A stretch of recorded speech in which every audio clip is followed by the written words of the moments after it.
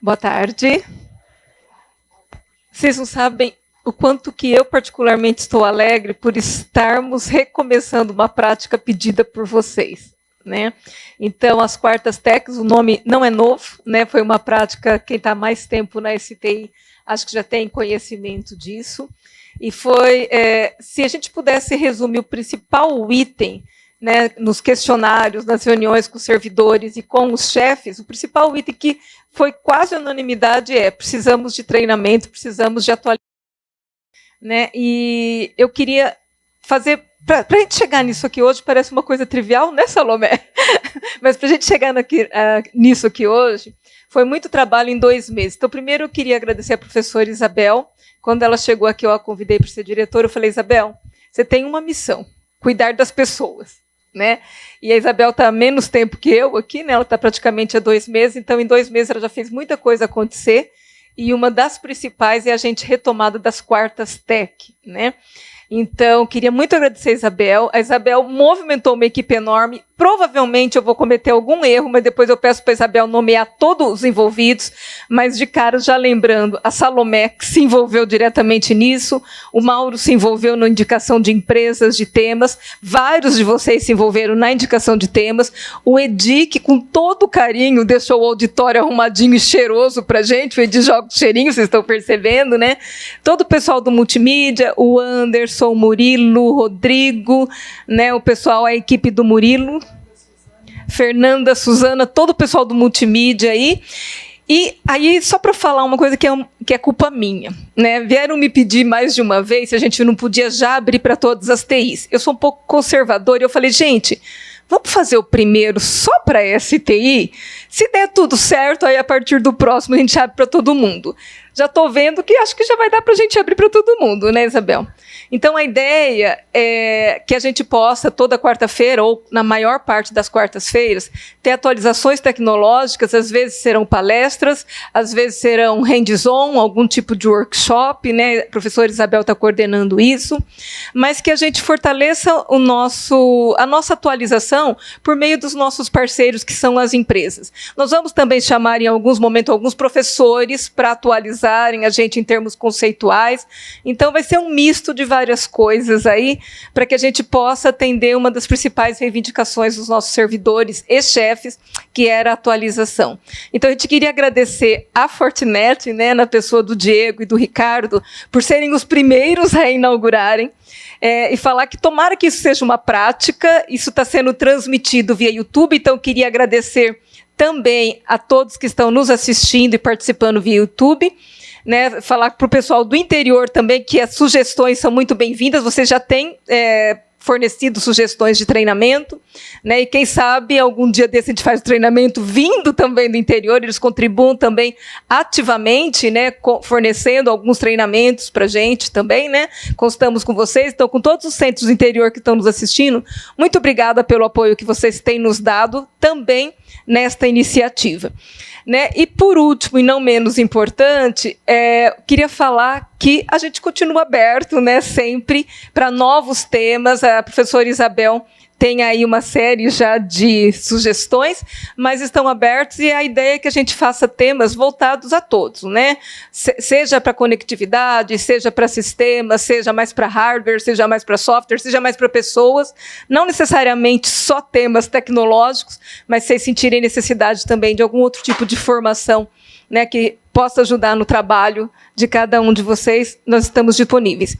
E aquele era o último, mas é o penúltimo. Então, por último, eu queria agradecer também a presença do Jornal da USP, que sempre nos apoiou, né, em todas as nossas iniciativas, a presença da Érica e da Cecília aqui, registrando mais essa iniciativa da STI.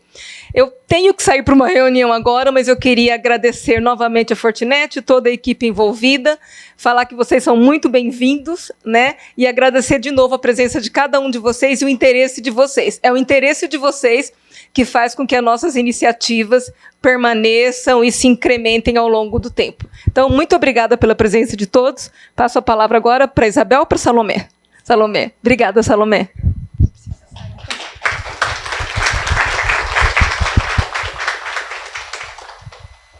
Boa tarde, pessoal. Não sei se você desenrolar tão bem quanto a professora, afinal de contas não é a minha área, né?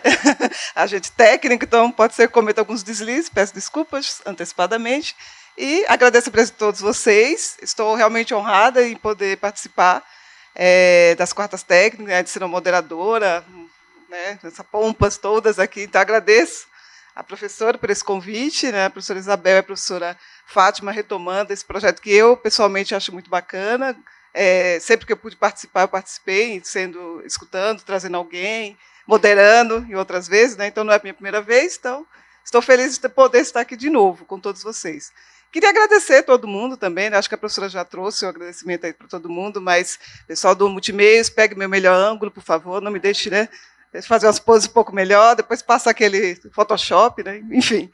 Bem, pessoal, sem mais delongas, vou agora para a palestra em si, né? Então, a gente tem hoje a Fortinet, e como a professora salientou, vocês podem indicar outros temas, trazerem propostas, a gente está aberto, né? Tem um grupo que vai fazer essa filtragem, conversar com todos, e as propostas são sempre bem-vindas, tá? Então, por favor, o pessoal da comunicação aí está aberto para isso. Se quiserem conversar comigo no corredor também, a gente está aberto para conversar sobre isso, tá bom?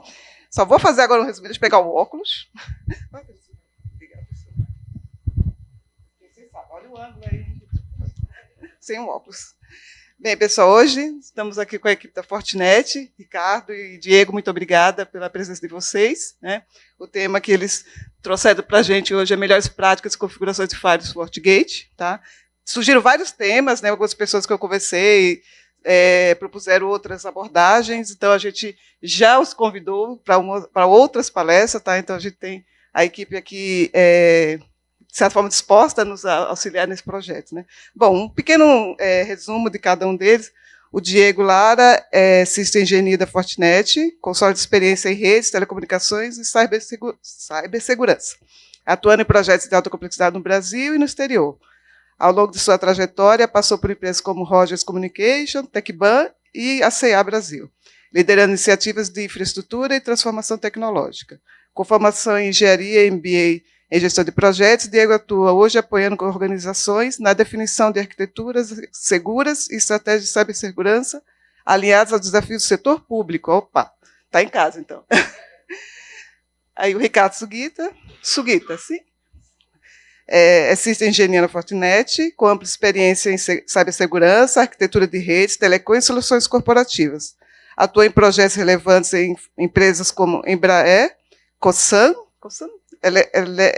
Electron, Universidade Estadual de Campinas, onde contribuiu com a administração de ambientes críticos de rede e infraestrutura. Nosso amigo, né? Já está na nossa área, então.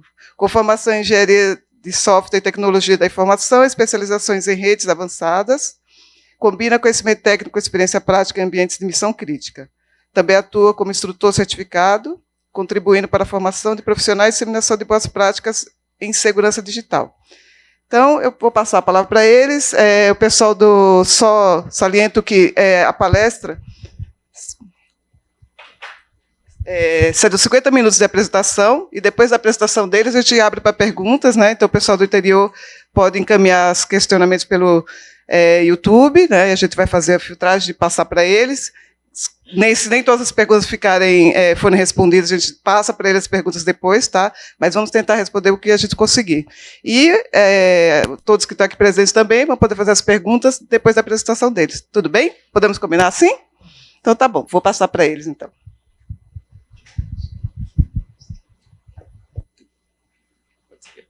Opa. Boa tarde, pessoal. Primeiramente, muito obrigado pelo convite à Fortinet, de ter essa honra de estar abrindo essas sessões, né, sessões técnicas das quartas-feiras. Eu gostaria de dizer que a Fortinet ela procura entender bastante o nosso cliente, então a gente tem uma área específica de governo. Nós atendemos as grandes universidades, USP, Unicamp, Unesp. Está melhor? Deixa eu falar mais alto aqui, né? Isso.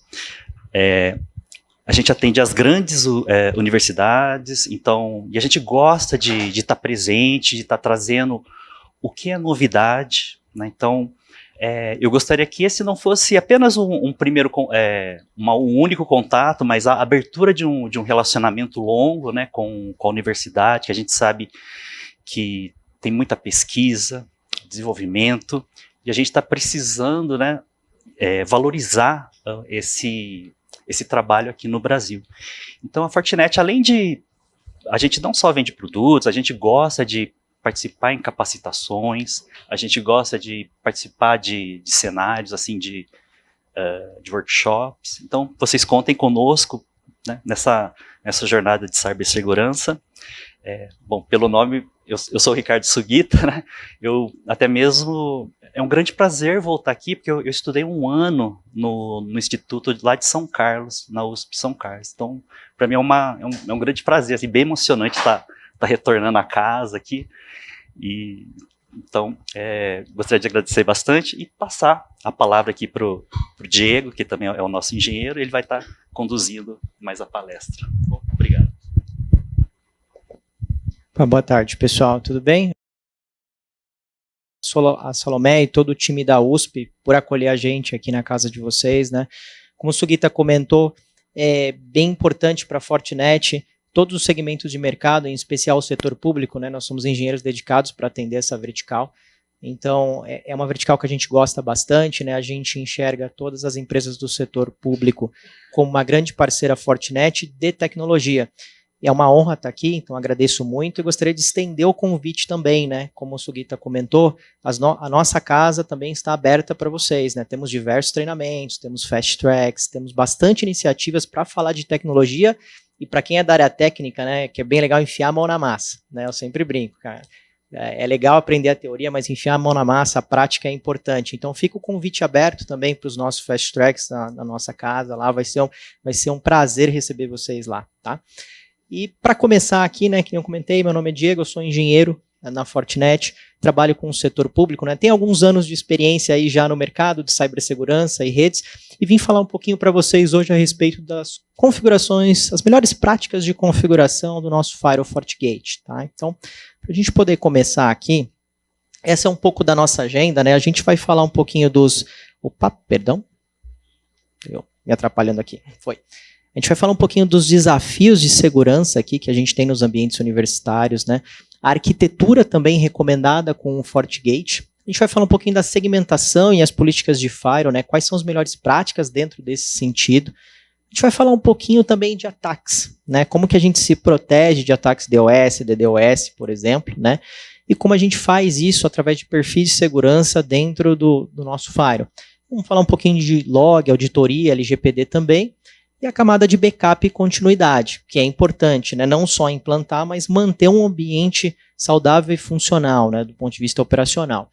E a gente vai atingir aqui as conclusões, tá? Então, fiquem à vontade para, se vocês quiserem perguntar, enfim, tiver alguma dúvida, a gente vai ter a sessão lá de Q&A no final, então tragam as dúvidas, acho que é legal a gente conversar e bater um papo, tá?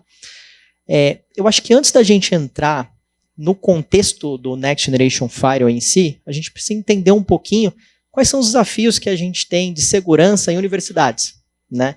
Então, assim, entender onde a gente está é o primeiro passo para saber onde a gente vai. Então, é importante a gente conhecer esses pontos. Então, a gente tem ali dentro do contexto universitário, né, a rede campus. Então, tem bastante, né, prédios abertos, distribuídos. Então, isso do ponto de vista de segurança, né, é uma superfície de ataque maior, porque a gente tem uma rede distribuída geograficamente falando, né.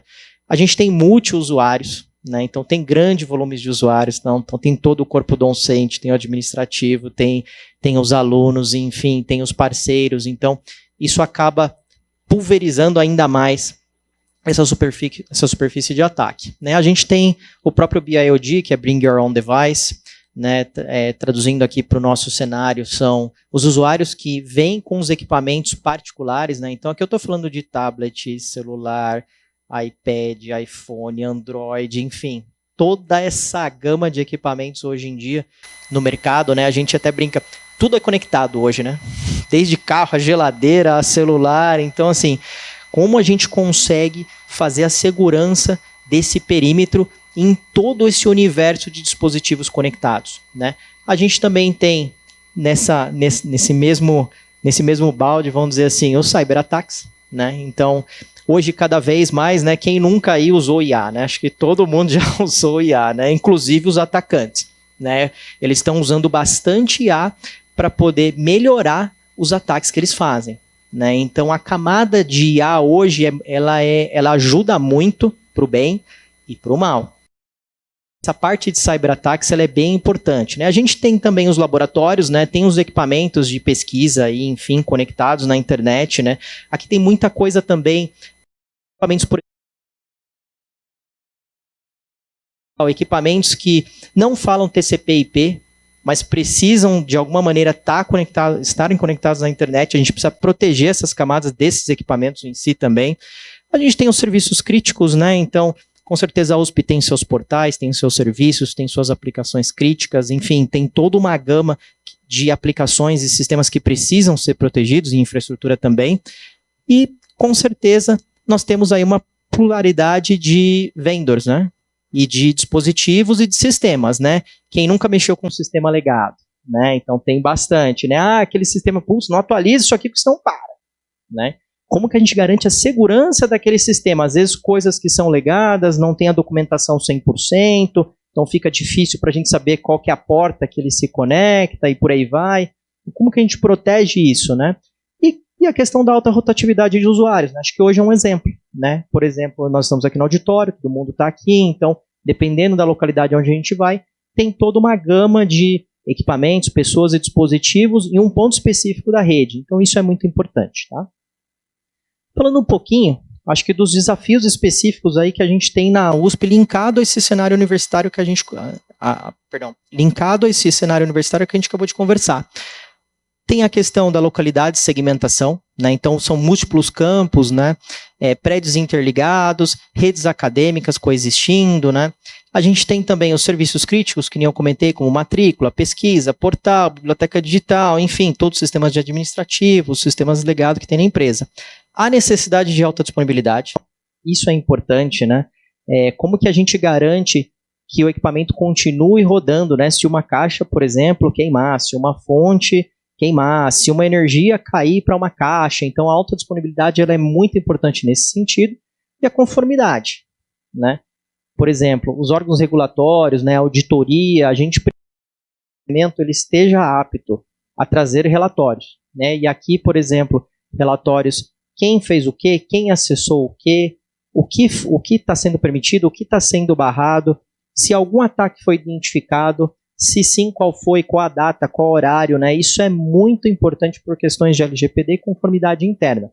Então, esse ponto é um ponto que a gente tem que tomar muito cuidado, especialmente hoje em dia, porque conforme eu comentei, com todas essas questões de ataque acontecendo, a gente precisa ter o tracks e os logs de tudo que está acontecendo. Então, isso é importante. Vamos falar um pouquinho agora dos objetos de segurança de rede, né? Então, no meio de tudo isso, o que a gente quer fazer? A gente quer ter segurança, só que sem comprometer ensino e pesquisa. Claro, né? Ninguém quer abrir a sua aplicação e tá lá um bloco, né? Não conseguir rodar o que precisa. Aí vai ligar, putz, os caras de TI, nossa, os caras bloquearam lá. Ninguém quer isso. É claro, mas a gente quer que tenha segurança nesse acesso, né? A gente também quer ter confidencialidade de dados, né? Então, todos os dados são importantes, né? Os dados acadêmicos, dados científicos e por aí vai, né? Todos os dados de pesquisa, tudo que eu vou chamar aqui de rede produtiva da USP, né? Tudo que é produção, tem que ter confidencialidade desses dados, né? Não é qualquer um que pode acessar todas essas coisas, né? E tudo isso tem que ser integrado. Não adianta a gente fazer um silo, falar, olha, ninguém acessa isso daqui, só fica com aquela pessoa ou com aquele setor. Se outras pessoas e outros setores precisam ter acesso, precisa ter uma integração para que isso aconteça, né? A gente precisa ter a disponibilidade, que nem eu comentei, né? Imaginem, vocês vêm trabalhar, os alunos vêm para estudar, vai acessar algum recurso e está fora, né? Num dia crítico, por exemplo, sei lá, de alguma prova, algum evento, alguma coisa que precisa de uma informação específica. Então, a disponibilidade é muito importante. E a conformidade regulatória, que nem eu comentei no slide anterior, né? Quem acessou o quê, aonde isso está registrado, por quanto tempo isso vai ficar guardado, isso é muito importante, tá? E aqui a gente já entra um pouquinho na arquitetura nossa do Next Generation Firewall, né? Então, acho que antes de falar de arquitetura, falando um pouquinho de Next Generation Firewall, né? É um conceito já de firewall evoluído. Então, quando a gente fala de firewall tradicional, né, se a gente olhar lá o modelo OSI, a gente vai ver a camada 3, camada 4, que é basicamente endereço IP e porta. Então, esse seria um firewall tradicional. Então, o mercado evoluiu para o conceito de Next Generation Firewall, que nada mais é que, além de um firewall trabalhar com camada 3, camada 4, ele também vai trabalhar na camada de aplicação. Então, o firewall vai ver lá em cima até a camada 7 o que está acontecendo, né? E tem outras soluções, acho que mais para frente dá para a gente conversar, né? Que a gente vai até brincar, vamos falar da camada 8 do usuário, comportamento do usuário da rede, né? Hoje existem produtos para isso também, que a Fortinet também atende, mas vamos focar hoje no Next Generation Firewall, né? O importante acho que um outro conceito legal também que a Fortinet traz para o mercado a gente vai falar de networking, beleza? Mas a gente vai falar de secure networking. Então, aqui o conceito, a gente leva a barra e vamos falar de segurança na camada de rede mesmo, secure networking. E o FortiGate ele se posiciona assim, de uma maneira central. Então, basicamente, posicionar o FortiGate como default gateway de qualquer rede, ele vai ser uma entidade Layer 3, mas estendida até Layer 7, a camada de usuário, então não ele vai ver só IP e porta, ele vai fazer toda a segmentação nesse sentido, de uma maneira lógica. Então, a gente pode trabalhar por zona, podemos trabalhar por VLAN, podemos trabalhar por segmento, podemos trabalhar por VDOM, enfim. Tem uma série de arquiteturas que o FortiGate pode trabalhar, né? Mas o importante é que ele seja o elemento central da rede, né? Onde o tráfego precisa ser ali de alguma maneira segmentado e filtrado, do ponto de vista de segurança e de redes, tá? Então aqui a gente vai focar um pouco mais em segurança, mas eu vou abrir um parênteses bem rápido, falando na camada de networking. Tudo que um roteador faz, o FortiGate Firewall faz. Então, seja roteamento estático, seja roteamento dinâmico, por exemplo, Global Frame, IPv4, IPv6 e por aí vai. Então, todas as características NAT, né, inbound, outbound, central NAT, source NAT, destination NAT. Então, todos os conceitos de networking, o FortiGate Firewall faz. Mas ele vai olhar isso até a camada 7, que nem novamente, Secure Networking. Essa é a palavra-chave, né? E não só isso, né? A gente também tem o conceito de Security Fabric, né?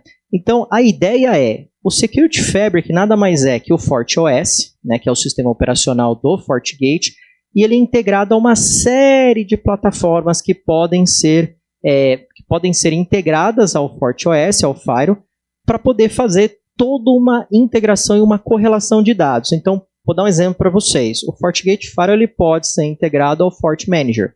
Então, imagine, o que é o FortiManager? Ele é um centralizador de configuração dos firewalls. Então, imagine que vocês têm 20 prédios. Eu tenho um firewall FortiGate para cada prédio. Eu posso ter o manager centralizado configurando todos esses firewalls, né? E aqui entra uma série de conceitos. Por exemplo, eu vou abrir o 21º prédio. Beleza, eu tiro o firewall da caixa, conecto na rede, aponto para o FortiManager. O FortiManager vai detectar e vai fazer o push de todas as configurações daquela localidade. Aí entra no conceito de ZTP, o Zero Touch Provisioning, né? Ou seja, eu tiro da caixa, plug and play. Então, é possível fazer isso com o FortiManager também. Então, aqui eu dei um exemplo de expansão, mas, por exemplo, imagine que saiu um novo patch, um novo release do FortiOS, né? Então, pelo FortiManager, eu faço um push para as caixas e eu consigo atualizar todas ao mesmo tempo. E isso é totalmente configurável. Se eu tenho uma qualidade crítica, por exemplo, olha, ali é a diretoria, não vou mexer agora. Beleza, eu posso fazer dos laboratórios, tá tudo bonitinho, aí eu dou o push para o restante. Então, ele funciona como um centralizador. Um outro exemplo do Security Fabric também é o FortiAnalyzer, né, que é a entidade que concentra todos os logs, são os equipamentos que concentram todos os logs dos firewalls e da rede, né? Então, todo esse track de auditoria que eu comentei, ele pode ser encaminhado para o FortiAnalyzer e o FortiAnalyzer fazer todo um debug e uma operação. Mas para quem é de suporte, o FortiAnalyzer é muito bom, porque ali vocês conseguem ver toda a parte de troubleshooting, né? Quando liga aquele usuário e fala, putz, está bloqueando tal coisa. Ah, o que está acontecendo? Me dá seu usuário, me dá o IP. Então, no FortiAnalyzer, eu consigo fazer uma série de filtros e fazer o troubleshooting de tudo isso. E também, eu posso usar o FortiAnalyzer para report, então, automatizado. Então, por exemplo, olha, quanto que está sendo consumido dos meus links de internet aqui da USP. Então, ele consegue me gerar relatórios semanais, diários, enfim.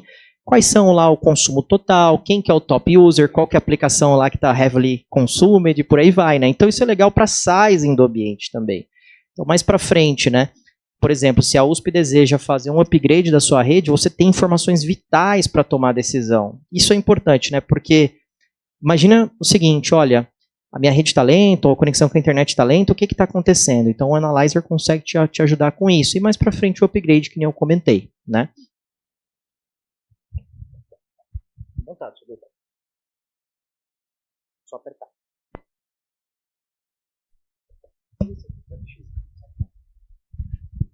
Deixa eu só complementar a ideia do Diego. Ele falou uma palavrinha que eu vi que brilhou os olhos de vocês, que é IPv6. Então, as universidades, elas foram as primeiras a trazer a internet para o Brasil. Eu lembro disso porque eu só acessava a internet lá no campus da USP de São Carlos. Então, as universidades foram as primeiras a trazer a internet, estão muito à frente com relação a IPv6. Quando a gente vê, o ambiente universitário está muito mais desenvolvido com relação a isso.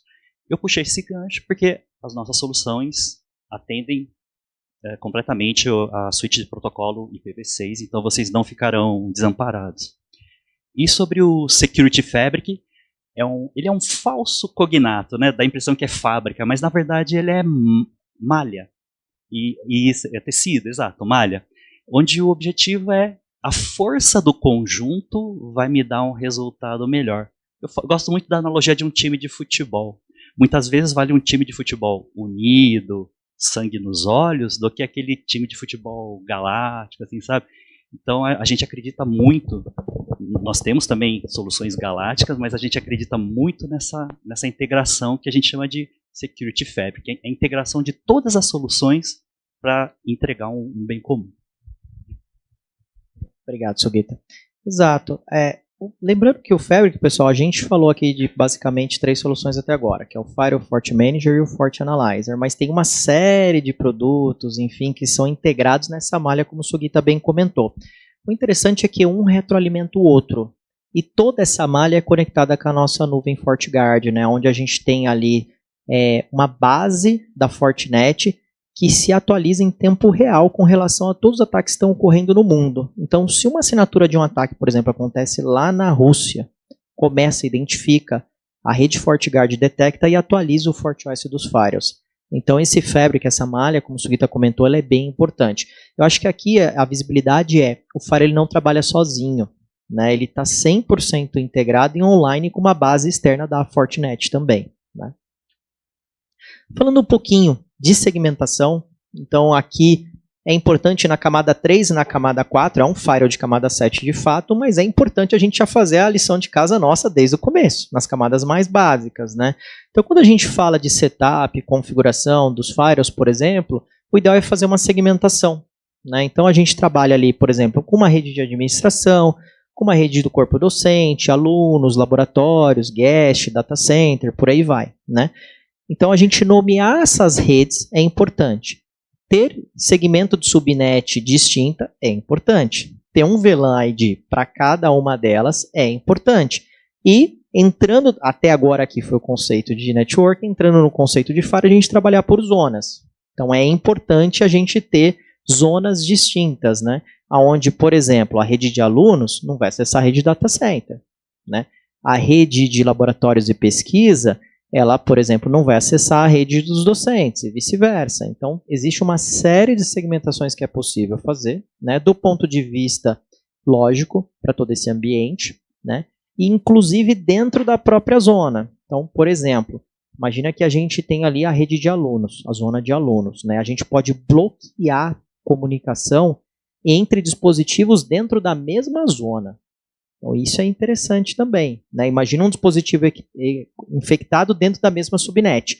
Então, ele não vai conseguir fazer infectar um dispositivo dentro da mesma subnet da mesma zona. Então, a gente consegue segregar isso. Então, isso é interessante. E é claro, né, evitar políticas NN, né, all, ou seja, aquela regra IP e IP-all entre essas zonas, né? Eu sei que às vezes é difícil, mas é importante, né? Existe um trabalho que tem que ser feito de segmentação, né? Não sei, aqui dentro do ambiente da USP, mas a gente vê muito no mercado assim, olha, aplicação antiga, a gente não tem documentado as portas e por aí vai, né? Então, em um primeiro momento, é possível fazer uma regra de monitoria, né? Onde você vai identificar quais são as portas, através do Fort Analyzer ele vai te dar quais são as conexões, O que está passando naquilo? Você começa a identificar padrões. E aí você habilita aqueles padrões. O resto, bloqueia. Então é possível fazer isso. É lógico que isso daqui dá um trabalho danado.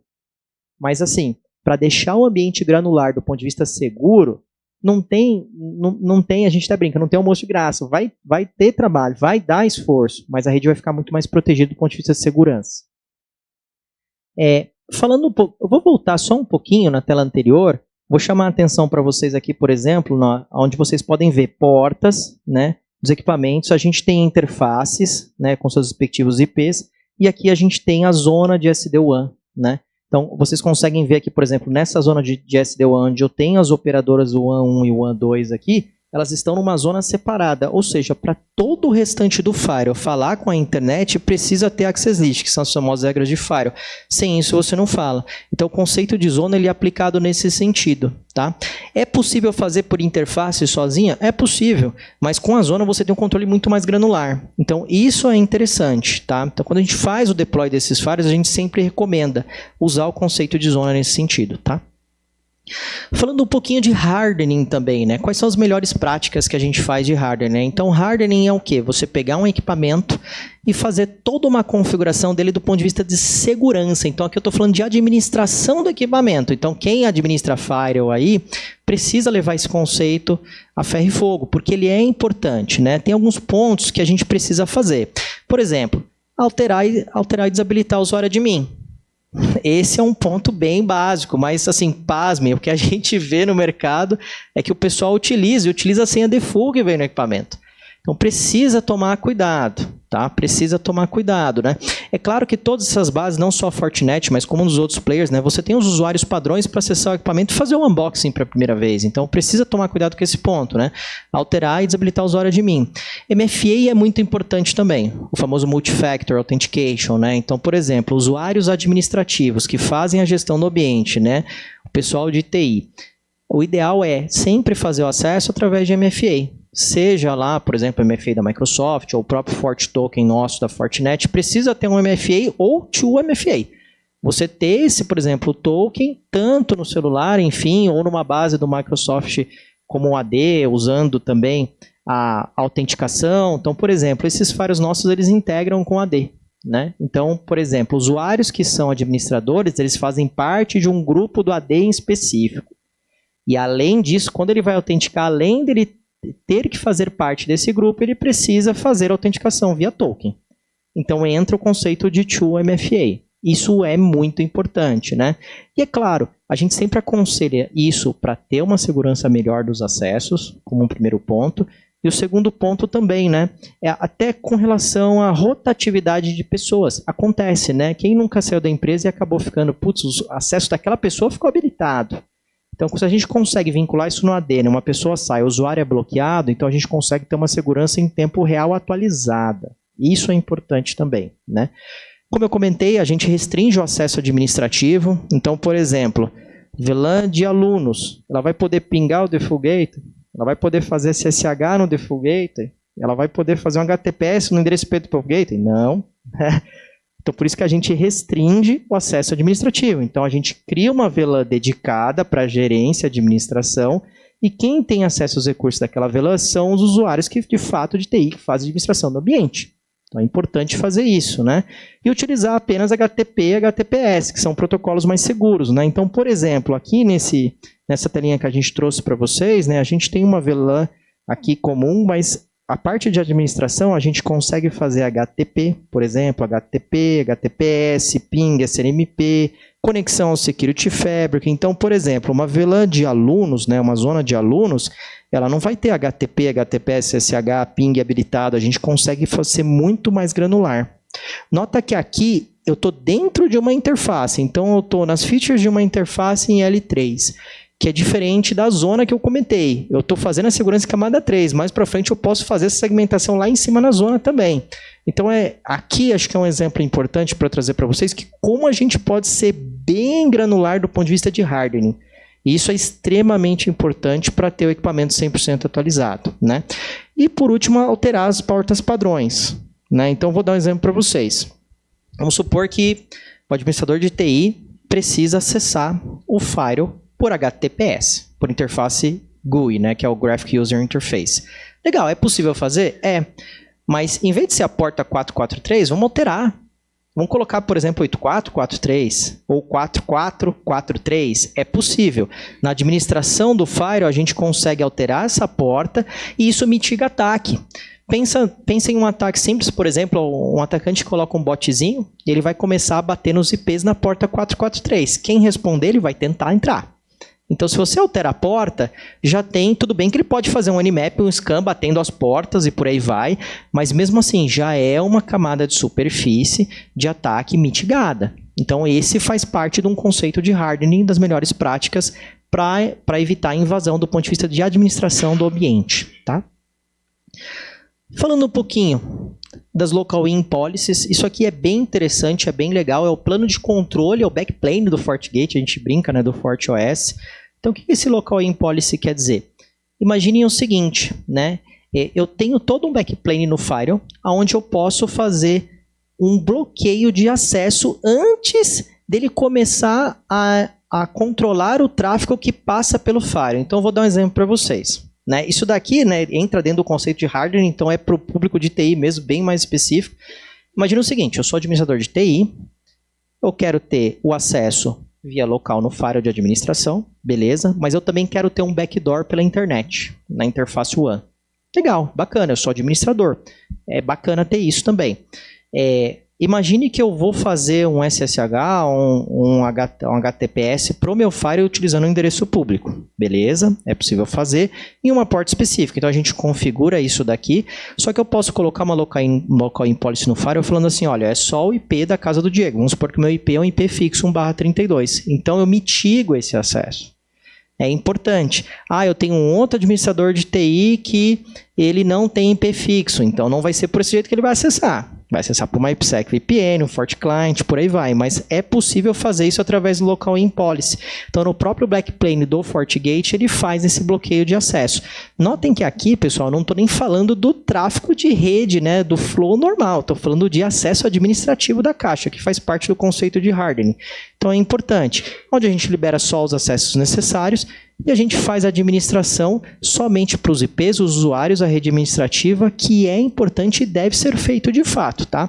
Se vocês não configurarem isso daqui, entre aspas, pode ficar aberto e é um backdoor para atacantes. Então, a gente tem que tomar cuidado com esse ponto, né? Nota que toda essa camada de hardening que eu estou falando agora é tudo um trabalho que tem que ser feito antes de pôr o equipamento de produção. Né? Então você faz todo esse contexto, toda essa camada e após isso você coloca o equipamento em produção e a gente fecha toda e qualquer porta disponível, né, para ataque. Né? E como eu comentei, essas Local In Policies elas são processadas antes das regras do Firewall. Então isso é interessante, né? A gente conseguir fazer esse fechamento antes de ter tráfego em produção é muito importante, porque a gente consegue ter todo o controle de fato do equipamento em si, para depois ter o controle do tráfego que vai passar por ele. São coisas diferentes, tá? Falando um pouquinho agora do tráfego produtivo, né, as regras de Firewall. Esse eu acho que quem trabalha com cibersegurança, isso daqui é o arroz e feijão que come todo dia, né? As famosas regras de Firewall. Então, assim, a gente tem que sempre, pessoal, trabalhar com o conceito de menor privilégio. Sempre. Sempre, né? Acho que quem nunca recebeu, putz, precisa colocar isso aqui no ar, libera tudo, depois a gente vê o que faz. Cuidado. Muito cuidado. Muito cuidado. O conceito de menor privilégio, ele tem que ser respeitado para evitar brechas de segurança na rede. Não tem jeito. Aqui eu vou fazer uma analogia como se fosse um condomínio. Imagine, por exemplo, alguém mora num condomínio de prédios, você tem portaria. Você tem o MFA, que é a biometria. A pessoa vai lá, dá o nome e dá o RG, né? O porteiro olha, liga, então tem o 2MFA, por aí vai. Agora, por exemplo, é a mesma coisa num condomínio onde eu abro a porta e falo, beleza, entra quem quiser, sai quem quiser. Então tem que tomar muito cuidado com isso. O conceito de menor privilégio ele tem que ser respeitado, né? E aqui, para o ambiente universitário, a ideia é a gente fazer regras explícitas, né? Para, por exemplo, a zona de aluno, a zona de docente, a zona de administração, por aí vai. Então, aqui no nosso conceito, a gente tem policies onde a gente, por exemplo, redes de origem, redes de destino, né? A gente tem portas e por aí vai. Aqui, como é um ambiente de laboratório, vocês podem ver que a gente tem redes específicas liberando tudo, né? Mas dá para ser bem granular nesse sentido também. Então, aqui eu acho que o conselho é, sejam o mais granular possível nas regras, né? E sempre no conceito de top to bottom, né? Ou seja, não adianta eu ter uma regra número 1 escrita, ó, liberar 10/8 NN all. E embaixo ter uma regra de deny. O Fire ele sempre vai dar match nas regras top to bottom, então da regra 1 até a final, ele vai liberar lá na primeira, e a sua regra de negação embaixo nunca vai dar hit nela. Então tomem cuidado com o posicionamento das regras de Fire também. O posicionamento é importante. Isso, porque senão, o que você configurar, ela nunca vai dar match. E aí pode ser liberado algo que você não deseja, ou pode ser bloqueado algo que você não quer que bloqueie. Então tem que tomar cuidado com isso também, né? A gente sempre recomenda usar objetos como addresses e services também. Isso é muito importante. Então, vou dar um exemplo para vocês, né?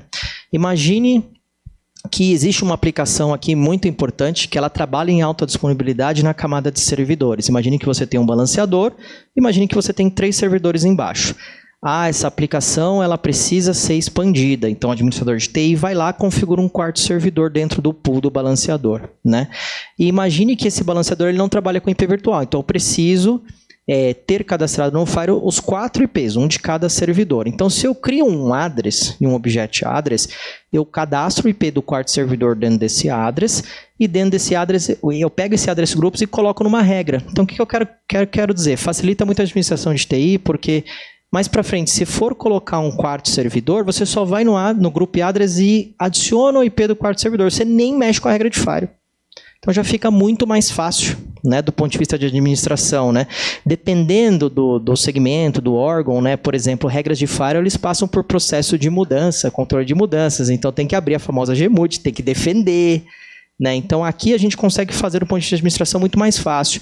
E aqui eu já estou comentando um pouquinho de governança de TI, né? Que trabalha em conjunto com segurança. Então trabalhar de uma forma inteligente do ponto de vista de administração do Fire, ela é importante nesse sentido. Né? Falando um pouquinho também de login das regras, né? É importante ter o login habilitado. Acho que aqui no meu print ele estaria mais para o final da direita aqui, né? Ter o login habilitado na regra ajuda, tá? Principalmente do ponto de vista de troubleshooting. Então, por exemplo, um acesso que não está funcionando, eu acabei de configurar uma regra de Fire e não está funcionando. Então, deixa eu habilitar o login dela, ver o que está acontecendo. Então, ter o login habilitado é importante, mas tomem cuidado com o login. Então, por exemplo, na regra implícita aqui no final, né, o Fire vem com essa regra implícita deny NN. Né? Com certeza o login nela não vem habilitado. Porque senão, imagina, eu tenho as políticas habilitando, lá no final eu tenho a deny. Imagina se um monte de tráfego que não tem regra cai na deny e começa aquela cacetada de logs. Isso vai acabar fazendo a caixa ter maior processamento de CPU e memória. Tudo bem que as caixas, o hardware, ele tem ali um processamento bem avançado, por aí vai. Mas a gente recomenda habilitar os logs para as coisas que de fato precisam ser importantes para acompanhamento e troubleshooting. Então isso é importante também, tá bom? Vamos falar um pouquinho agora de ataques, né? Proteção de ataques DOS e DDoS. Então, como eu comentei com vocês, é importante a gente trabalhar com Next Generation Firewall, para ele poder identificar esses tipos de coisa, né? Então, ataques que são camada 3, camada 4, o Firewall nativamente já pega, mas como ele é um Firewall de camada 7, tem toda uma proteção a nível de aplicação. Então, dentro das regras de Firewall, é muito importante... Opa, perdão, deixa eu voltar. Dentro das regras de Firewall, né, por exemplo, Policy and Objects, DOS Policy, a gente pode criar policies de DOS, onde a gente pode desabilitar ou habilitar conforme o tipo de ataque. Então, aqui é um tipo de ataque, por exemplo, que a gente pode fazer por IP de source, IP de destination, né? A camada de L3 e a camada de L4. Então, por exemplo, ataques de DDoS que eles exploram lá, TCP SYN, TCP port, source, destination, todo esse flood, o DP flood também, por aí vai. A gente consegue ser bem granular aqui entre bloquear, monitorar ou desabilitar ou colocar threshold. Então, isso é interessante. Então, por exemplo, imagine que a USP vai fazer um evento, né? Vai ter muitos IPs externos que vão acessar aqui para streaming. Então, eu posso colocar um threshold que eu considero aceitável. Passou disso, opa, já tem alguém querendo me atacar. Tem alguém na internet que está mandando tráfego aqui para derrubar esse IP do Fire. Então, com o threshold eu consigo fazer isso. É interessante também, tá? Essas regras, né, a gente costuma é aconselhar, preferencialmente para quem tem muita coisa publicada na internet, né? Então é interessante, sempre uma regra de outbound, onde você vai ter um NAT lá de inbound para sua rede.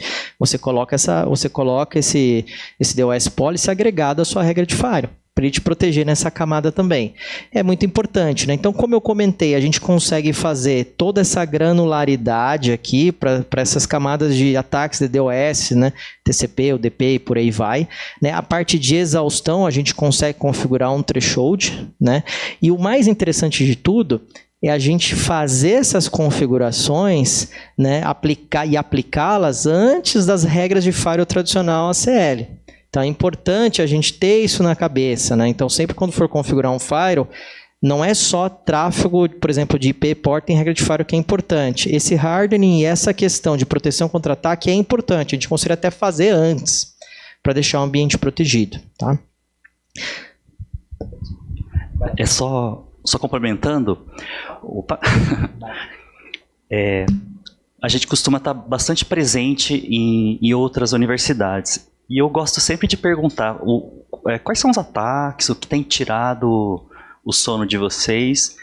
E o mais frequente é o ataque de distribuição de negação de distribuição de serviços, né, o DDoS. Por isso que a gente reservou alguns slides aqui para esses, porque foi bastante comum, assim, com as nossas visitas em outras universidades, esse tipo de ataque.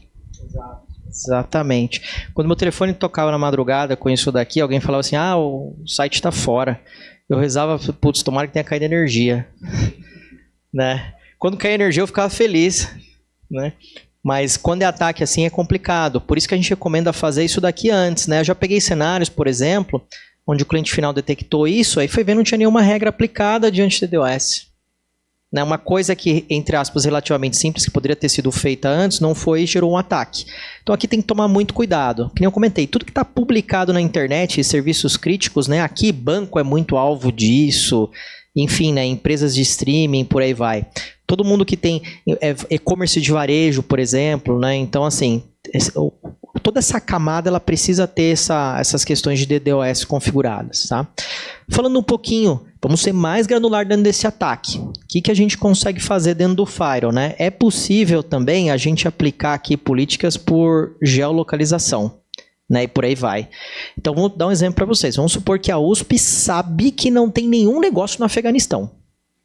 Não tem aluno, não tem corpo docente, não tem nada lá, então vamos entrar com política de geolocalização. Vamos barrar. Né? É importante porque, assim, a gente tem uma superfície, que nem eu comentei lá no começo, a superfície de ataque ela é muito grande. Né? E com o IA automatizando todo esse processo, todos os ataques agora estão sendo cada vez mais robustos. Então, a gente deixar o firewall muito bem preparado do ponto de configuração e hardware, ele é importante. Então, a gente tem que acompanhar essa questão de geolocalização, é muito importante. Tá? A gente também consegue fazer a monitorização, threshold, né? Acompanhar ali conforme o tráfego do campus. Então, como eu comentei com vocês, né? Definir os números exatos, anel bem próximos de acesso, a quantidade de público, a quantidade de tráfego esperado é muito importante para evitar esse tipo de ataque e criar as DDoS policies com base nesses parâmetros, né? E lembrando que essas políticas, elas fazem parte de todo o backplane do FortiOS, ou seja, se vier algum ataque nesse sentido, no próprio backplane, o FortiOS ele vai bloquear. Então, de fato, ele nem vai chegar na camada de tráfego produtivo, que são as regras de firewall nos slides anteriores que a gente viu. Ou seja, o tráfego importante, o tráfego de produção, ele não é afetado. É muito importante fazer essa segmentação, tá? Falando um pouquinho de como, de fato, o FortiGate mitiga esses ataques DDoS. Né? Acho que o print aqui ficou pequeno, mas depois a gente vai repassar a apresentação. Mas é interessante, né, que o FortiGate ele faz isso baseado em behavior. Então, ou seja, ele vai ver comportamento e anomalia no tráfego. Então, se eu tenho um threshold falando que eu vou receber, por exemplo, 1000 conexões ali por segundo, isso começa a passar, o comportamento está diferente do threshold que eu setei. Então, ele vai dar um alerta e, dependendo de como você configurou, ele vai monitorar e vai alertar, ou ele vai bloquear e vai alertar. Então, ele vai te falar, olha, Diego, tem coisa errada. Né? O que está acontecendo aqui? Vamos dar uma olhada. Né? E, além disso, né? Acho que é importante, a gente aqui vem um ponto-chave da malha, do Fabric que o Sugita comentou, que a gente falou do Security Fabric no começo. Imagine que eu configurei uma série de políticas DDoS. Beleza. Mas, né, o mundo é dinâmico. As coisas evoluem. Aí me vem um atacante e cria uma nova forma de ataque DDoS. Lá, sei lá no Canadá. Beleza. A partir do momento que esse ataque ele é detectado pela nuvem da Fortinet, que é a rede FortiGuard que eu comentei com vocês, um patch de atualização vai ser mandado para esse equipamento. Então ele vai ser atualizado, essa assinatura desse ataque vai ser atualizada. Então o FortiGate vai entender e já vai estar apto para proteger esse novo tipo de ataque. Isso é muito importante para aquele conceito de ataques de Zero Day, né? Existem outras plataformas para isso, né? Por exemplo, Sandbox, né? Onde ele mitiga e analisa o comportamento de ataque de Zero Day, mas é muito importante essa questão do FortiGate estar conectado, né, na rede FortiGuard para bloquear automaticamente fontes maliciosas, né? Isso já é nativo do Firewall FortiGate, então uma aquisição de um Firewall FortiGate, ele vem que a gente chama de FortiCare, que é toda a camada de suporte e conectividade do equipamento. Então ele já é conectado à rede da Fortinet para fazer essa proteção automática, né? E os firewalls, né, a gente está, assim, a nossa camada de produto, eles fazem toda uma aceleração de hardware ali por ASIC, NPU, processamento próprio. Então isso é interessante para firewalls de camada 7, né? Não sei se já aconteceu com vocês de habilitar toda a expansão possível e o firewall sentar, né, que a gente brinca, né? O que é o firewall sentar? Ele ficar com 100% de CPU e memória. Então, esse é um problema, né? Então, com esses aceleradores de hardware, no processamento, mesmo fazendo toda uma inspeção em camada 7, o hardware é bem parrudo para aguentar todo esse tráfego, tá? E também fazer uma manutenção do tráfego legítimo, né? Aqui no print ficou pequenininho, mas, por exemplo, aqui a gente consegue ver ataques de DDoS que foram bloqueados, né, por regras implícitas que a gente consegue fazer dentro do firewall. Então isso é importante. Onde eu quero chegar com isso daqui? Imaginem que essas políticas não são configuradas, né? Então tudo isso aqui vai passar. Então tem coisa acontecendo que às vezes o time de TI não está nem vendo. Então tem que tomar cuidado nesse sentido. É importante, tá? Opa, posso só comentar? Um ponto, se puder voltar isso, sobre ASIC. Eu sou fã de Linux, assim, de carteirinha, sabe? Xiita e tal.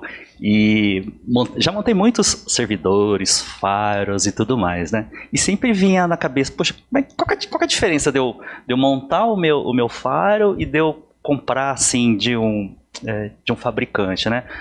Claro, além do suporte, né, a gente tem uma garantia de SLA e suporte e tudo mais, nós temos os processadores específicos, que o objetivo é justamente dar mais cadência, dar mais velocidade no processamento, performance.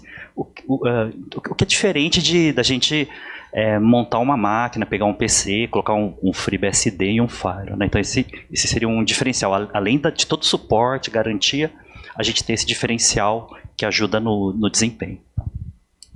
Boa, Sugita. Falando um pouquinho dos perfis de segurança, né? A gente falou agora da questão de DDoS, mas trazendo a camada 7 para o firewall, né? Então, o que de fato o firewall pode fazer, né?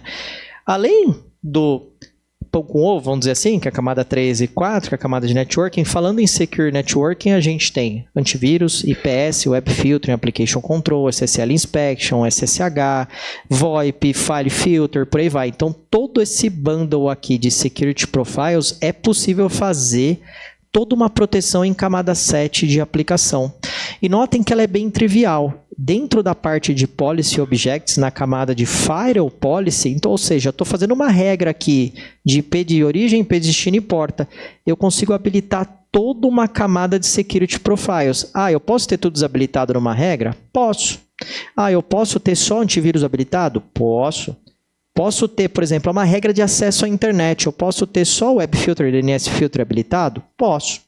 Então é possível fazer isso de uma maneira muito granular. Vocês estão notando que aqui está tudo como default, mas eu posso criar assinaturas específicas para cada um desses tipos de filtros em camada 7. E eu também posso linkar eles com a rede FortiGuard. Então, por exemplo, vamos supor, né, existe um site que hoje a reputação dele é ok, mas amanhã ele é usado para fazer ataque.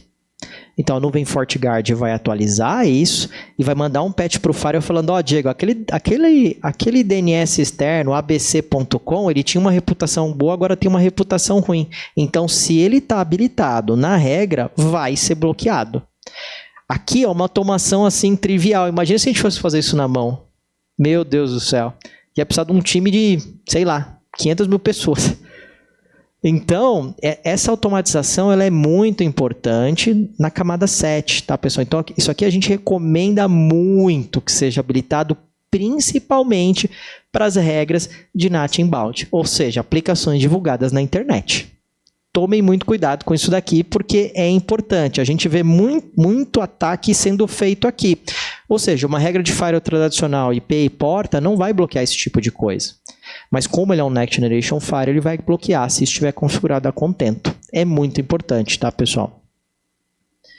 Falando um pouquinho das ameaças, né? A gente falou de DDoS, mas existem outras ameaças que fazem parte aqui do universo universitário, mas também de todo o mercado, né? Malware com e-mails acadêmicos, então quem nunca recebeu aquele e-mail falando, olha, você recebeu um prêmio, clique aqui, né? Phishing, que é o que a gente costuma falar nesse tipo de situação, né? A parte de ransomware, né? Um equipamento ele é infectado e o atacante exige dinheiro para liberar o que foi ali colocado para resgate. P2P abusivo, botnet, né, com BIOD. Então, por exemplo, um equipamento de um aluno está infectado, existe um bot lá, e ele começa a fazer scan da rede. Então, toda essa parte, todos esses tipos de ameaça, né, eles fazem parte da camada de assinatura. Então, por exemplo, em uma regra, né, quando a gente olha aqui na parte de IPS, né, de Intrusion Prevention, a gente consegue ter as assinaturas aqui já. Então, por exemplo, aqui uma assinatura de phishing, aqui várias assinaturas de botnet, né? E a pergunta trivial é, de onde vem isso, Diego? Da onde vem tudo isso daqui? Lembra que eu comentei da rede FortiGuard? Todas essas assinaturas, elas são imputadas no firewall perante a nossa rede FortiGuard. Então, qualquer, por exemplo, ataque que é criado novo, todas as assinaturas de ataque já conhecida, ele já vem embutido dentro do FortiOS. Mas, se algo é criado novo, a gente consegue fazer toda a integração e o firewall aprende isso de maneira automática. Então, esse é o importante, a gente ter uma rede segura do ponto de vista automatizada também. Quando a gente fala de segurança, a automação é muito importante. Então, esse aqui é o grande ponto-chave da conexão destes equipamentos com a nuvem Fabric, que toda a Malik Sugita comentou, com Security Fabric Fortinet. Falando um pouquinho, né, de logs, né, é importante a gente, assim, um ataque aconteceu. Beleza, mas o que aconteceu? Como aconteceu? Qual foi o dia? Qual foi o horário? Qual foi o período? E por aí vai. Então, toda a parte de logs, né, a gente tem aqui no Fire a parte de logs, a gente consegue ver logs dos tráfegos, a gente consegue ver log do sistema e os logs de segurança.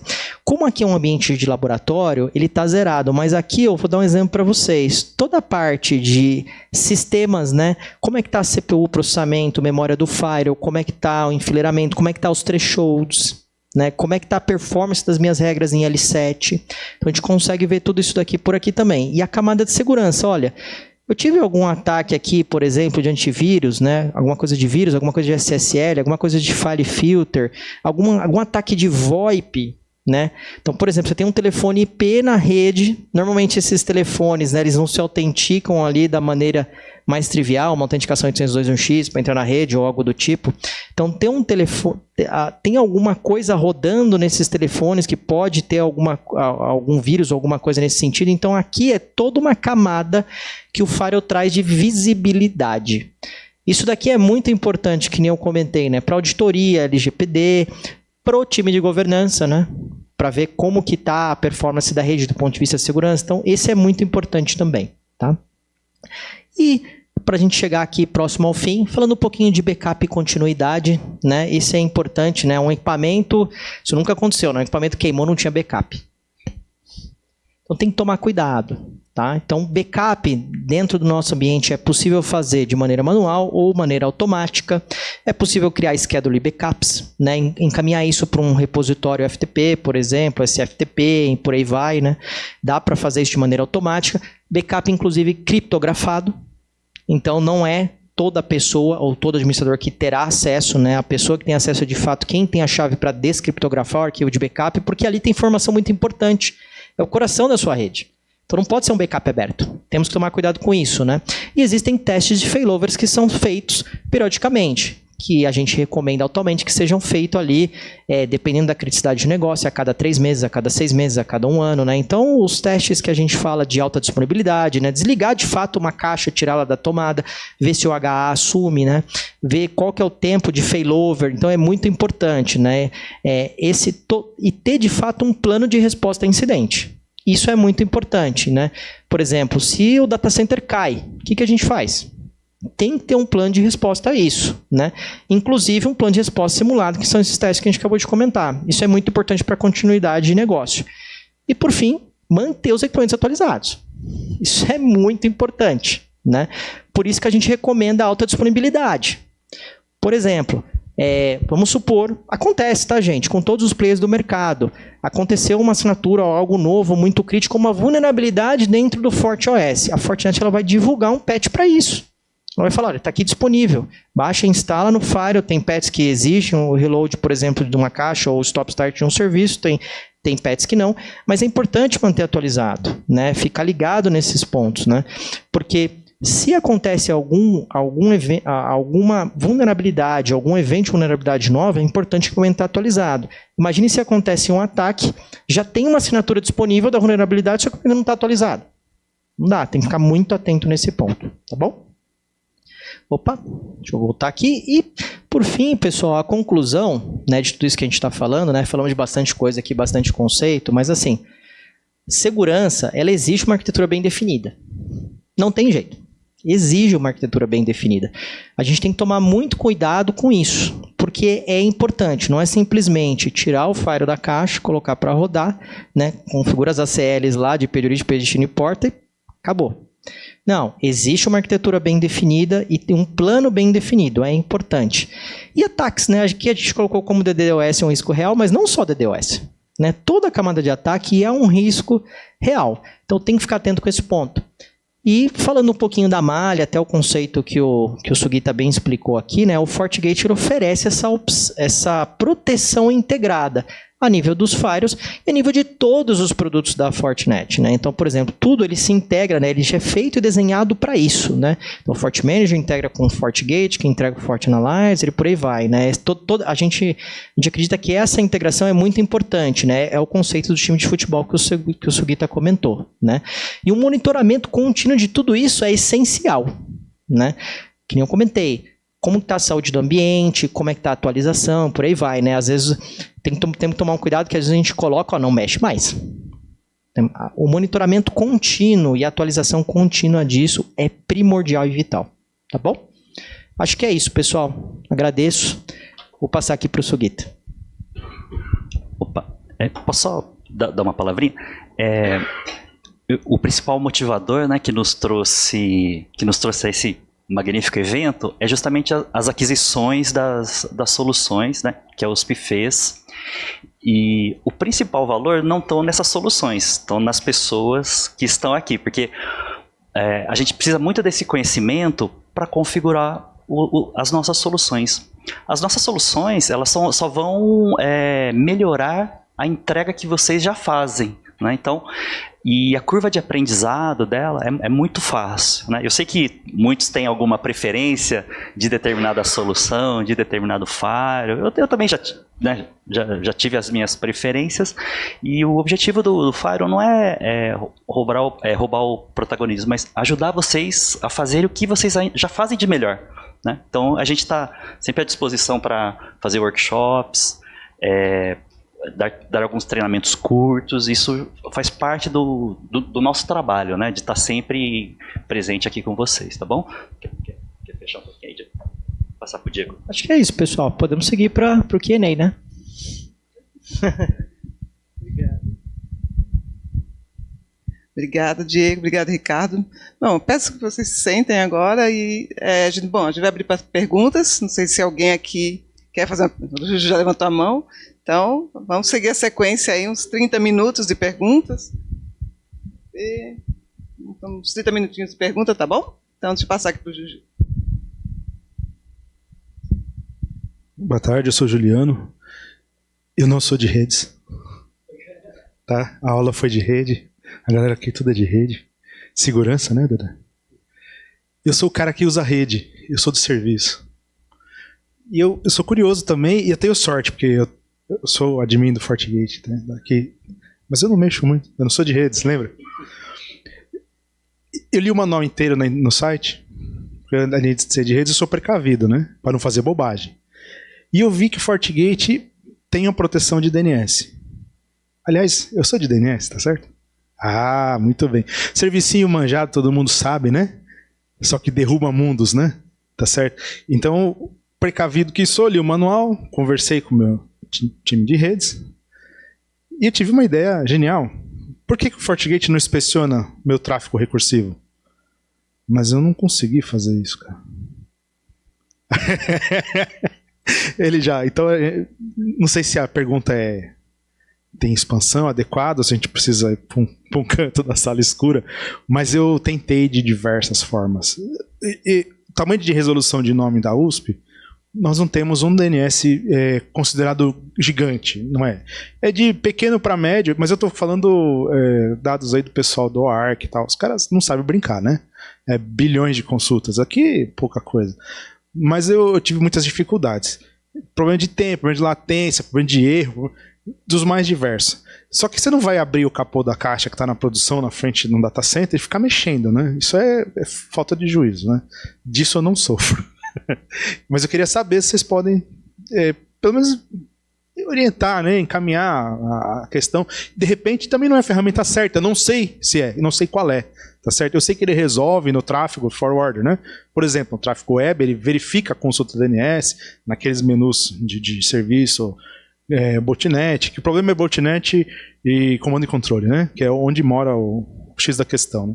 Só que, aí você fala assim, pô, Ju, qual que é? Usar a caixa que está em série. Mas eu não estou em série com a caixa do data center. Eu estou espalhado, eu estou em Ncast, entendeu? E aí não dá para ter uma caixa na frente de cada border. Bom, quer dizer, até dá, mas o dinheiro não é infinito, né? Então eu queria talvez ter essa possibilidade, mas não sei se ela é viável.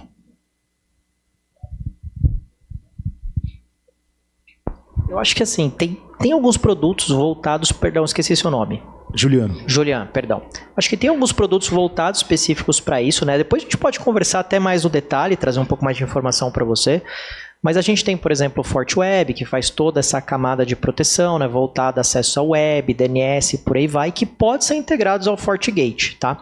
Quando a gente olha o FortiGate em si, a gente está falando ali de um Next Generation Firewall. Então ele vai atuar ali em camada 3, camada 4, ainda até a camada 7.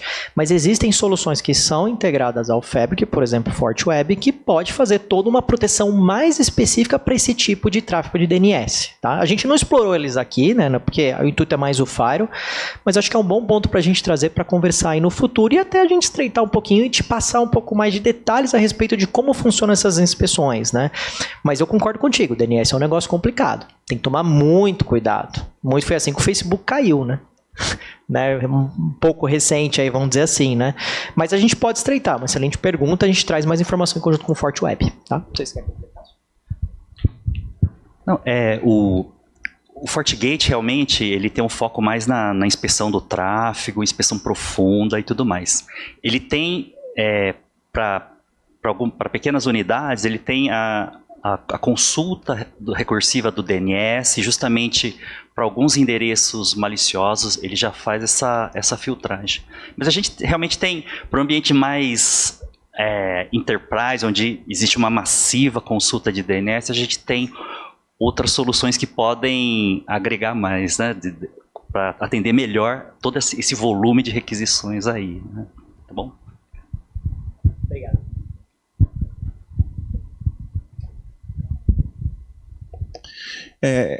Fiquei um pouco curioso com relação à parte de assinaturas de ataques antivírus, DDoS. Atualmente a internet está basicamente criptografando todo o tráfego e em uma universidade como a USP a gente não pode pegar e colocar certificados nos dispositivos de todos os usuários para que a gente possa ler o tráfego. Como é que o FortiGate ele atualmente lida com essas questões? Ele só analisa os headers, endereço de destino, origem, se ele não consegue ler o payload do pacote? Como é que está o trabalho com relação a isso? Que eu já vi algumas pesquisas na web que tem pesquisas, né, relativas a questões de padrão do encaminhamento de pacote e essas questões. Como é que o FortiGate está nessa pegada? Perdão, seu nome é? Ângelo, desculpa. Ângelo, prazer, Ângelo. Vamos lá. Eu acho que assim, eu acho que é um desafio muito interessante esse que você está comentando, né? Dispositivos que você não tem o controle dentro da rede, né? Eu acho que tem 2 pontos aqui que dá pra gente conversar assim brevemente. Quando a gente fala do Fortinet, né, o Firewall Fortinet, e quando a gente fala de switches e APs Fortinet, a Fortinet ela tem uma solução embutida no FortiOS que ela chama de FortiLink NAC, né? Então o que isso quer dizer? É fazer todo um profiling de um dispositivo para acessar a rede. Então eu vou ver não só o IP do dispositivo do Ângelo, eu vou ver qual que é o sistema operacional, vou ver qual que é o antivírus, vou ver qual que é a versão do antivírus, eu vou ver qual que é, por exemplo, o nível do sistema operacional, o seu usuário. Então tem toda uma camada, é um profiling mesmo que a gente faz para você ter acesso à rede. Então a gente vai trabalhar dentro daquela camada de AAA, né, de autenticação, autorização e acesso. Então o que você vai acessar e como você vai acessar. Então, essa solução ela existe quando você tem o que a gente chama de Full Stack Fortinet, lá com os firewalls, switches e APs e por aí vai.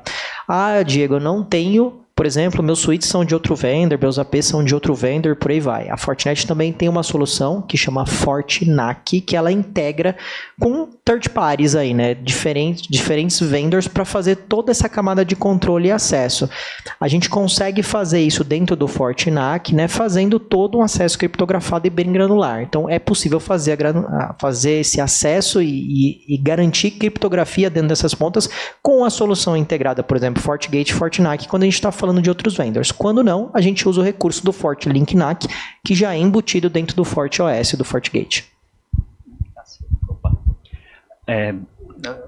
Sobre a pergunta do Ângelo, né, eu esqueci de falar sobre o SSL Inspection, porque no futuro breve, acredito que 100% do tráfego vai estar criptografado.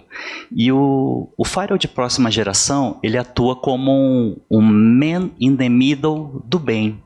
Justamente para proteger a rede interna, proteger os usuários, ele vai precisar abrir esse tráfego, né, olhar e entregar para o usuário.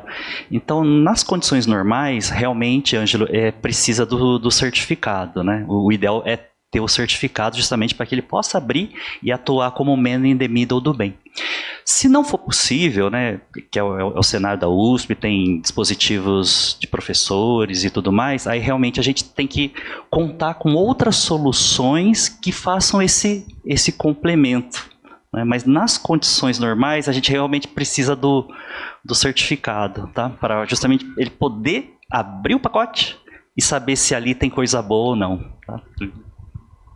Esse é um ponto importante, Ângelo. Assim, quando você tem a gestão do equipamento, você trabalha com certificado na autenticação de 621X, por aí vai, né? Soluções corporativas. Agora, quando não tem, você precisa ter uma solução de profiling de fato, né? Porque você não controla o dispositivo final. Então não tem muito o que fazer. Vai muito no conceito de BIOD que a gente comentou, né? Então você vai fazer todo um AAA ali para identificar o equipamento, fazer o profile e conceder o acesso necessário. Mas é um desafio gigantesco, né? Nesse sentido, a gente pode recomendar, né, uma solução de profile mesmo, seja com FortiNAC ou se você tem um Full Stack Fortinet, utilizar o FortiLink NAC.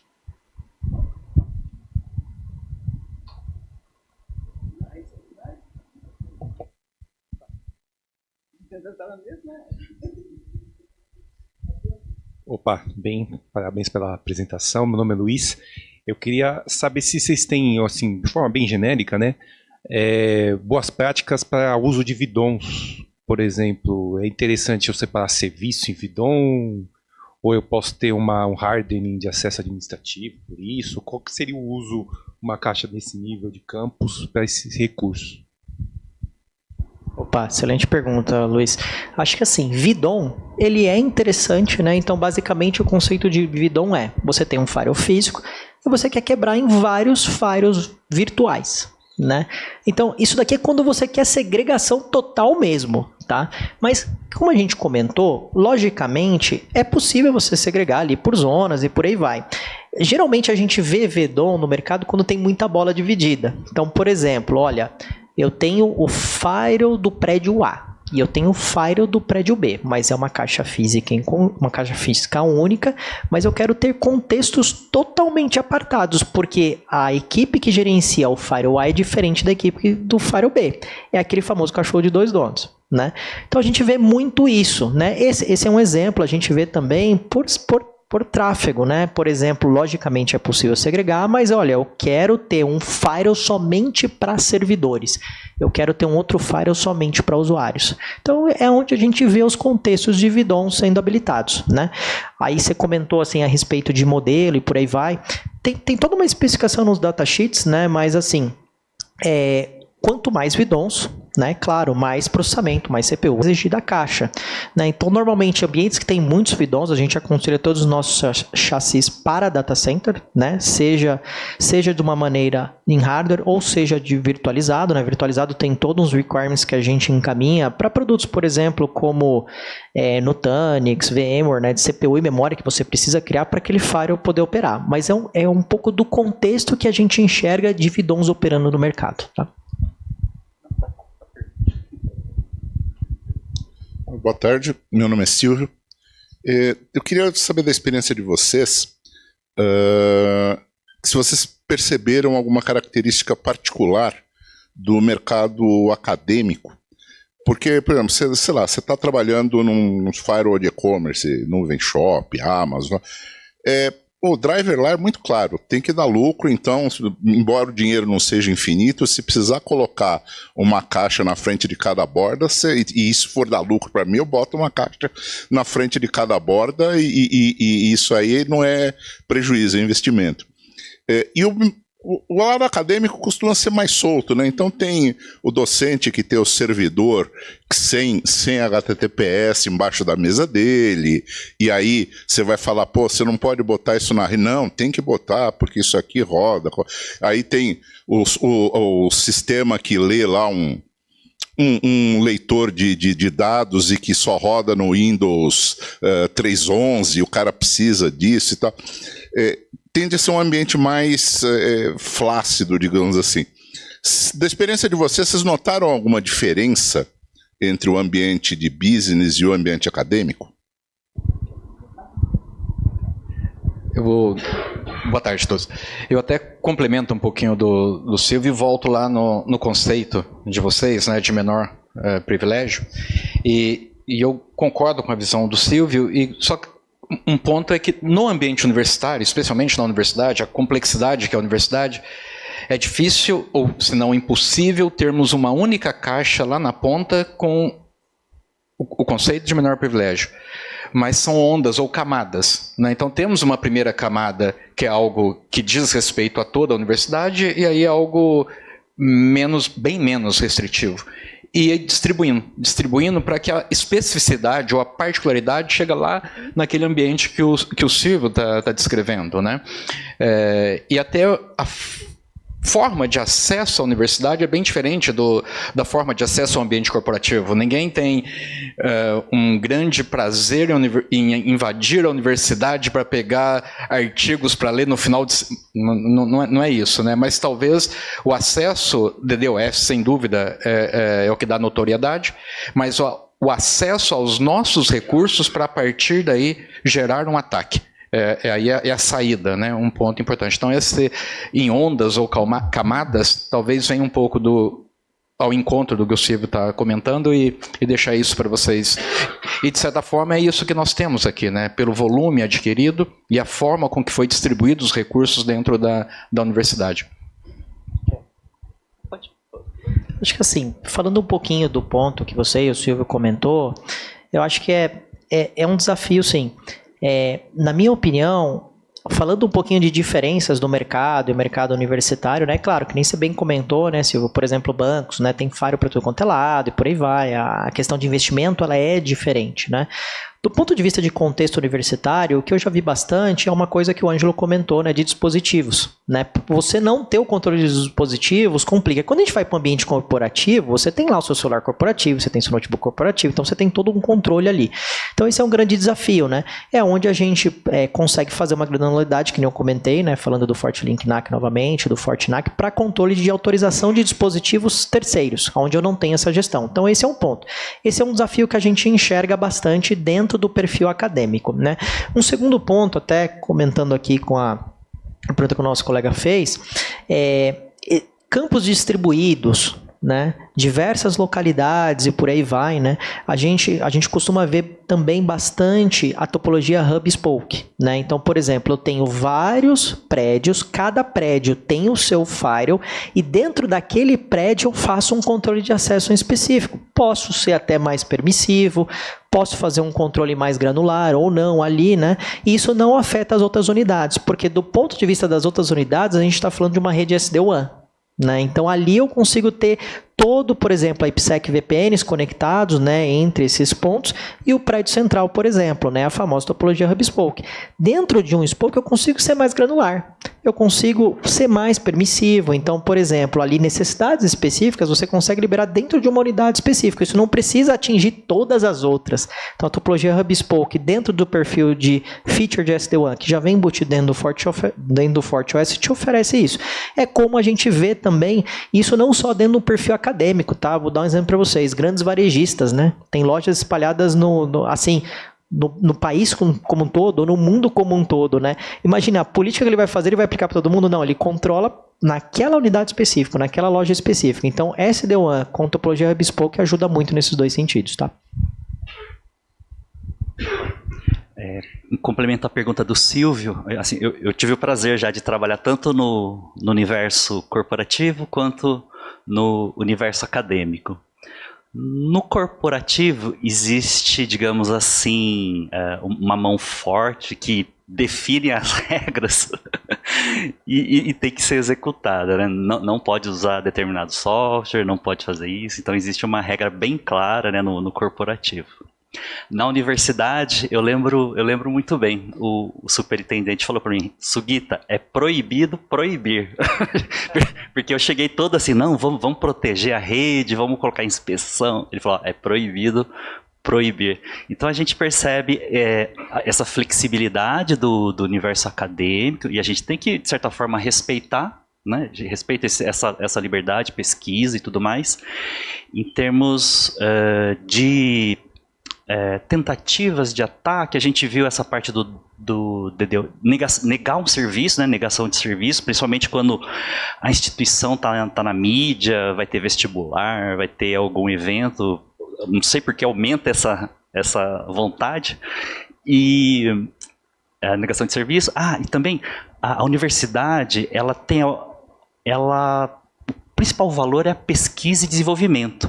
E muitas dessas pesquisas se transformam em patentes, e até eu acredito que a USP, assim como outras universidades, devem ter alguns centros que aceleram, né? Aceleram essas patentes para o mercado. Então a gente percebeu bastante ataque de phishing, justamente tentando pegar acesso de um pesquisador, alguma patente para tomar crédito disso, assim. Então tem essas diferenças, assim, dos dois ambientes. Mas é uma linha bem tênue, viu, Silvio? É difícil achar esse paralelo, né? Mas é mais a camada de usuário mesmo que a gente vê, equipamentos, né, dentro do ambiente acadêmico. O seu comentário vem ao encontro das duas abordagens clássicas. Desculpa, e o seu comentário vem ao encontro das duas abordagens clássicas, né? Tudo que não tiver explicitamente liberado está proibido, corporativo.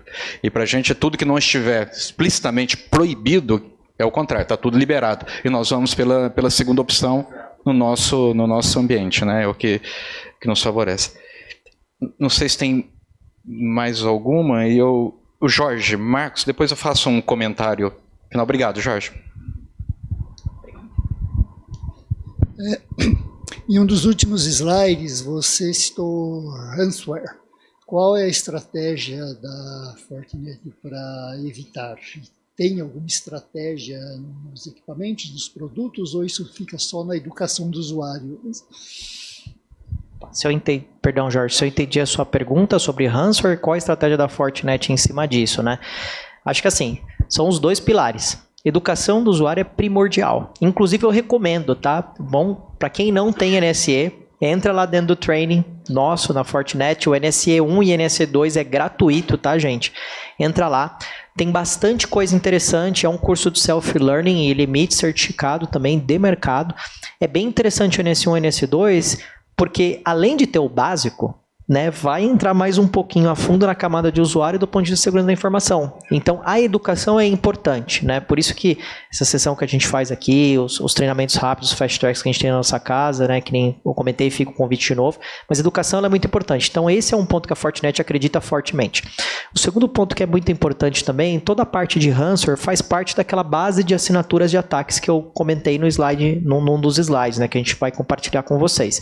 Basicamente, o Fire ele já tem uma série de assinaturas de ransomware embutidas no FortiOS que ele conhece esses tipos de ataque e é possível fazer o bloqueio. Agora, ataques de ransomware novos, né, a rede FortiGuard da Fortinet, que é toda a nossa rede externa que faz essa camada de integração de segurança, ela fica escaneando a internet como um todo e a Dark Web, e aí ela pega isso e põe isso à prova através de, por exemplo, CIEMs, através, por exemplo, de ataques de Zero Day. A gente testa isso em laboratório interno, cria um patch de correção e imputa na rede FortiGuard para que os firewalls que estão conectados a toda essa rede tenham essas bases de assinaturas atualizadas. Então, o resumo é, a gente entra com essas duas opções. Dentro do próprio Firewall FortiGate, através da rede FortiGuard, fazendo essas atualizações de ataques de ransomware, e também a questão da educação dos usuários. Mas acho que é importante comentar que tem muito ataque novo, ataque de Zero Day. Então, por isso que soluções de CIEM, por aí vai, são muito importantes, que também a Fortinet tem integrada junto com o FortiOS. O FortiGate, né, o Firewall, ele vai fazer toda essa proteção da zona, da rede e tudo mais. Só que o que pode acontecer? O pesquisador, o professor, pode ir com o computador dele lá na casa, né, na casa dele, e provavelmente lá na casa dele não vai ter um FortiGate, né, ele vai ter lá uma internet. E aí pode aparecer um link assim, ó, clique aqui para a sua pesquisa brilhar. Aí ele vai clicar, só que aí não vai ter o FortiGate. Por isso que a solução, né, a gente atua em camadas, justamente para proteger os nossos usuários. A gente tem soluções, né, nesse caso pode ser o FortiEDR, que é uma aplicação que fica no computador remoto dos usuários, que aí ele atua complementando o FortiGate para fazer essa proteção. Tá, Jorge? Então, as seguranças são em camadas, né? E tanto na parte da rede quanto no endpoint, a gente tem essas soluções que se complementam, né? A gente não tem uma bala de prata única. Com certeza o FortiGate é um ótimo início, né? Já muda de 0 para 80, assim, num piscar de olhos, mas a gente ainda precisa de outras soluções para complementar, justamente quando ele está fora, quando ele está viajando numa palestra. Então a gente conta com essas soluções complementares aí. Exatamente. Só um fechamento nessa pergunta, Jorge, que o Sugita bem comentou, existem muitas agregações que podem ser feitas. A camada de usuário e equipamento do usuário é o elo mais fraco da corrente. E a Fortinet ela tem um produto que o Sugita também comentou, que é o FortiEDR. Imagina um antivírus inteligente. Então eu estou trazendo toda a camada de segurança do firewall para a sua estação, por exemplo, para o seu dispositivo. E ali ele vai fazer análise de comportamento da sua máquina. Então a ideia é mitigar o ataque antes que ele aconteça ali mesmo no seu dispositivo. Nota que eu nem estou falando de acesso à rede, né? Então são soluções que se integram e se complementam. Tá? Bom, pessoal, já está indo para o final da apresentação, tá? Então eu vou encerrar as perguntas. Hoje foi do Jorge. Eu queria fazer um comentário antes, tá? Não fiz nenhuma pergunta, mas comentar. Realmente a complexidade da nossa rede traz desafios grandes. Vocês falaram, por exemplo, muitas vezes da gente ter serviços em NAT, basicamente a gente não usa aqui, é tudo IPv4 válido, IPv6 válido, tudo para a internet, aberto, é uma festa, então a gente pode ter realmente, como o Mauro falou, o ataque ao contrário, usando o nosso recurso para fazer ataque externo, então isso é um desafio grande para a gente. A gente já viu que situações onde os equipamentos da Fortinet não aguentaram o DDoS, porque o DDoS é algo bem específico, né, e a gente tem tratamentos diferenciados, então o DDoS a gente consegue com as caixas de vocês, mas o DDoS é um tema à parte, e aí depois, se vocês puderem trazer realmente a solução parruda para um ataque como esse, seria interessante. Conseguiu mitigar em algum momento, mas realmente não é para isso, e eu acho que vocês sabem sobre essa questão. A gente tem locais aqui, que é um desafio grande, eu sou uma das pessoas que tem um apego, um coração e quero ver acontecer, que é a moradia estudantil, que é um grande desafio para a gente, é um ambiente totalmente fora, né? Falando em universidades, os desafios que vocês trazem para a universidade, pensar numa moradia estudantil e pensar que essas pessoas precisam realmente ter uma abertura realmente não está tudo liberado, né? Mas como liberar tudo se a gente responde por esses IPs? Então, os desafios aqui na universidade são bem vastos, né? E tudo liberado, realmente não proibir é difícil aqui, isso não pode. Esses dias eu estava falando com o André, chegou um usuário, tem uma máquina que eu preciso acessar aí de vocês, e eu olhei assim, totalmente fora do nosso domínio. Eu disse, mas a gente pode liberar isso dentro da universidade como IP? André, não, pode. Então, são realmente vários desafios que a gente tem aqui, e a ajuda da Fortinet, a gente está galgando, caminhando devagarzinho. E, por exemplo, a minha equipe, a gente lida no backbone, mas tem um equipamento da FortiGate parrudo, né, que é o 2600 no data center, em alta disponibilidade, que é um outro desafio que o Juliano gostaria de poder, né, Juliano, trabalhar um pouquinho mais. Então, aqui é uma festa, tá? Vocês podem vir várias vezes fazer palestra, que acho que vai ter público suficiente para isso. E aí eu agradeço, eu não vou fazer pergunta, porque você viu, eu posso pensar em 1000 coisas, né? Uma pergunta que eu ia fazer, mas vou deixar, é justamente como é que eu posso melhorar a minha autenticação para o CRUSP, porque a gente está usando o Captive Portal, né? Eu já disse, nossa, será que tem alguma coisa que eu preciso regular ali para ficar bonitinho, para ficar realmente seguro, né? Oferecer uma proteção para esses alunos, né? Então você vê que eu sou mãe, eu gosto, morei no CRUS, né? Então a residência que realmente eu dou muito valor, né? Mas é isso. Então eu vou passar as perguntas, agradecê-los, mas vou passar agora a palavra para o Mauro antes de finalizar. Obrigado, Salomé, mas você pode perguntar. Eu vou fazer um comentário final, mas quem sabe, enquanto eu comento, eu ainda tenho uma expectativa que chegue alguma pergunta de quem está nos assistindo remotamente. Chegou? Então, tá bom, então a gente fecha por ela, então. Vamos passar a pergunta? Tem ela aí? E depois eu faço o comentário. Ela vem do nosso colega Rubens, lá de Ribeirão Preto, e um abraço, Rubens, ao pessoal de Ribeirão, obrigado pela participação de vocês remoto, e ele diz, abre aspas, foi dito que a solução tem total suporte a IPv6. Eles, acredito que vocês, têm relatos de locais que utilizam o IPv6 em produção? Todos os conceitos do firewall se aplica no IPv6? Opa, obrigado pela pergunta, Rubens. Sim, a gente tem casos de sucesso com o IPv6, com toda todas as features de IPv6 aplicadas, quando é preciso fazer NAT 6/4, 4/6 e todos os tipos de tradução. E um dos nossos principais cases são dentro das operadoras. A gente tem muito equipamento robusto, né? E até um clube, o universo de operadoras é um pouquinho fechado, e a gente conseguiu entrar nesse universo onde eles ativam e utilizam massivamente toda essa parte de IPv6. Né? Um comentário? Bom, eu vou fazer um comentário final e se surgir mais algum ponto. Primeiro, eu queria corroborar ali a fala da professora Fati com a alegria de iniciar esse evento, agradecer vocês por estarem aqui. Eu não participei da formulação da palestra, nem do título, e quando me chega o título, me surpreende, falei, nossa, conseguiram um título para uma palestra de segurança que não tem IA. Eu acho que é a primeira que eu vi esse ano. O mundo, para mim, está dividido entre discutir segurança para IA, a IA para segurança, né, que são bem diferentes, e agora já é a segurança para IA para segurança, né, que é o último tópico, né? Então, sempre IA é inerente. E aí, nesse desafio de construir uma palestra que não tinha IA, eu esperava uma coisa. Foi completamente diferente do que eu esperava, mas foi muito melhor. Foi muito melhor, e aí tem um agradecimento a vocês, que é fazer algo direcionado ao nosso público, a lição de casa de vocês, em buscar e trazer esse contexto no ambiente universitário. Somos gratos por isso. E, apesar de citarmos um produto e falar marcas, foi direcionado ao produto que nós temos, à aplicação que nós temos aqui na universidade. Então, obrigado a vocês por esse carinho e essa entrega aqui conosco. Agradecemos o tempo de vocês.